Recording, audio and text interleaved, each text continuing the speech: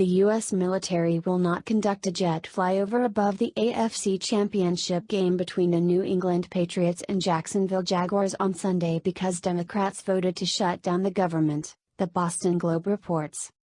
A striking casualty of the budget impasse will be the empty skies in Foxborough as the New England Patriots take the field for their game Sunday afternoon. 4 fighter jets that has been expected to fly over the stadium just before the game were grounded by the shutdown, said Lieutenant Colonel Lisa Hezzy, spokeswoman for the Massachusetts National Guard, the Boston Globe reported on Sunday. The reason why they will not fly over the stadium, as is tradition, is of course because Senate Democrats refuse to vote for a bipartisan funding bill that contains nothing they oppose. This particular consequence, the canceling of a F-15 fighter jet flyover, is directly because of a half-dozen or more Democrats who represent New England areas and Florida, the home state of the Jacksonville Jaguars. Massachusetts 2 Democrat Senators Liz Warren, DMA, and Ed Markey, DMA, both voted for the government shutdown by voting against the bipartisan House-passed government funding bill late Friday night.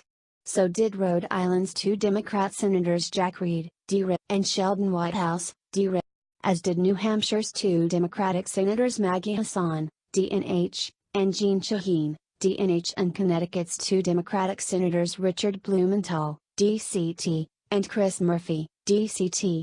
Maine Independent Senator Angus King, a leftist who caucuses with Democrats, voted for the shutdown against the funding bill on Friday as well. Vermont Independent Senator Bernie Sanders, a leftist who also caucuses with Democrats, also voted against keeping the government open, as did his fellow Vermonter Senator Pat Leahy, DVT. If each of those New England senators voted with their Republican and Democrat colleagues for the government funding bill, the government would be open right now, as the bill needed 60 votes to pass per current U.S. Senate rules. The bill ended up failing technically 50-49, but it really had 51 senators in favor of it, since Majority Leader Mitch McConnell had to vote against the final product so he can use an arcane Senate procedure to call that bill up again in the future. If those New England senators voted to keep the government open, that would be 11 more votes against the government shutdown that is currently in its second day, meaning it would have more than reached the bare necessity of 60 votes to pass. Senator Bill Nelson, DFL, a leftist Democrat from Florida, also voted for the government shutdown against the House-passed funding bill. His vote would have been helpful in getting to the 60-vote margin as well, but the liberal Democrat up for re-election this year voted against keeping the government open.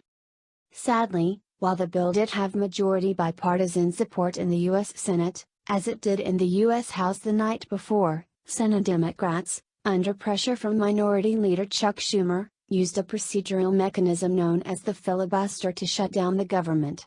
That requires 60 votes for legislation to pass, and even though the vast majority of Republicans and 5 U.S. Senate Democrats, for a total of majority support of 51 votes in the Senate backing the bill, voted for it, the bill went down and the government shut down thanks to Schumer's and his Democrat sections.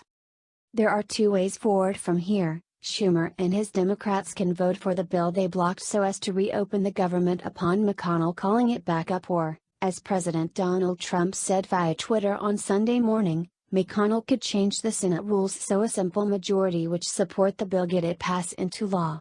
There is also the possibility of a different bill being negotiated out, but that seems unlikely at this time since Democrats refuse to negotiate on anything that does not contain amnesty for DACA illegal aliens, and Republicans will not negotiate on immigration until Democrats reopen the government. Fans of both teams playing in the AFC Championship game today, the Patriots and Jaguars, really only have 2 senators who voted against the government shutdown and for keeping the government open, Senators Susan Collins, RME, and Marco Rubio, RFL. So, when the AFC Championship game in Foxborough does not feature a flyover from our military's best F-15 fighter jets, you can thank the Democrats who represent New England and Florida. Thanks for watching, guys. Subscribe our channel for more news videos daily and for what's viral today.